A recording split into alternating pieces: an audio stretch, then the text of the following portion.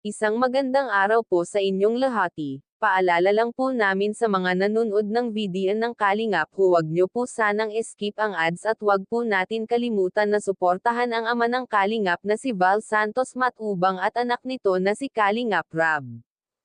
At kung bago ka pa lang sa channel na ito o kaya napadaan lang pakiusap, pakisuportahan naman po, maraming salamat. Mga kakalingap, may bagong update na naman po tayo sa tatlong magkakapatid na binansagan na tatlong zombie. Panigurado po marami naman po sa inyong ang nag-aabang sa bagong update ng tatlong magkakapatid na ito. Kaya huwag po natin palampasin itong bagong update ng Kalingap sa kanila. Kuya Val Santos Matubang at mga team Kalingap di makapaniwala sa ginawa ng Tres Marias. Ngayon lang nila ginawa sa Kalingap, Kuya Val at ang mga team Kalingap pumunta sa bahay ng magkakapatid para bisitahin sila kung ano na ba ang kalagayan nila. Sakto po naabutan nila si nanay at ang tatlong magkakapatid sa loob ng bahay nila. At masaya naman ang mga ito nang makita nila na meron silang bisita. At may dala sila Kuya Val Santos Matubang na isda para may pang-ulam sila at agad naman pong inabot kay nanay ang isda para linisan at lutuin na. Marami po ang matutuwa sa ginawa ng tatlong magkakapatid na Otto kasi pagkabungad pa lang po ay agad silang lumabas at nakatawa na, at hindi lang po dyan ang ginawa nila kundi nagmano po silang lahat. Wow, nakakatuwa po talaga ang ginawa nila at talagang masasabi po natin na ibang-iba na po sila ngayon kisa sa dati. Noon po hindi nila ginagawa ang magmano sa mga pumupunta sa kanila.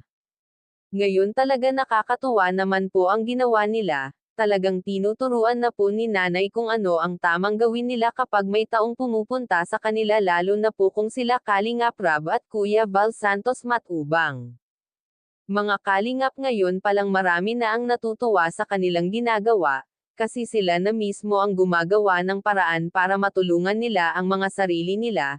Siguro po naiisip nila ang mga binigay na payo nila Kalingap Rab sa kanila, kaya masaya kami sa nagagawa nilang improvement para sa mga sarili nila. Mga ka-viewers, panoorin po natin ang maikling video na ito. Mano kayo, aba? Oy, nagamano na sila, oh. Ikaw? Oh, kita mo, nagmano na sila. Ang gagandang bata eh. Oh. Tama yan. Ang gagandang mga naka-smile na. Oh, kita ninyo. Nag-smile na. Naligo kayo sa ilog? Ha? Huwag na kayo mahiya. Ganito na tayo, magkakapatid na tayo dito sa Kalingap. Pero huwag mo kapatid din to, pangit no? Ako, pwede mo kapatid. Pwede mo akong kapatid. Natawa tuloy sa iyo. Ay, pag yan, pangit man. Hindi pwedeng kapatid mo yan. Kaya amang kapatid yan. No? Saka ito. Yung ilong baga na rin, oh. Oh. Ano, kamusta na kayo? Nagkain na kayo, te? Hindi pa. Ayan, anuhin nyo. Para gataan baga. Sarap yan. Kaunting panahon na lang magiging ano ng loob nila sa atin. Ibig sabihin parang Malapit na. pamilya na ang turing nila sa atin. Natatawa? Sila kasi ayaw nilang maging kapatid dito. Pangit daw. Ito, pangit. Ako daw okay lang. Okay lang? Oo, gwapo daw. Ibig sabihin, gwapo ka. Oo. Ay, sabi nila eh. Alam mo, Bea, Chris, gwapo yan. Nung hindi pa uso ang tao. Bilis na. Tayo na. Tayo na. Uy, punta na kami ha. Uy, natawan si ano ha. Si ate ha. Ang gandang bata baga. Buti hindi nagmana kay nanay. Nay, buti hindi nagmana sa'yo.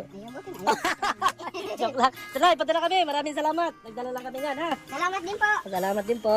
Mga ka-viewer, sigurado natuwa po kayo sa ginawa nilang magkakapatid. So hanggang dito lang po muna ang ating reaction video na ito. Maraming salamat po sa patuloy ninyong pagsubaybay sa amin.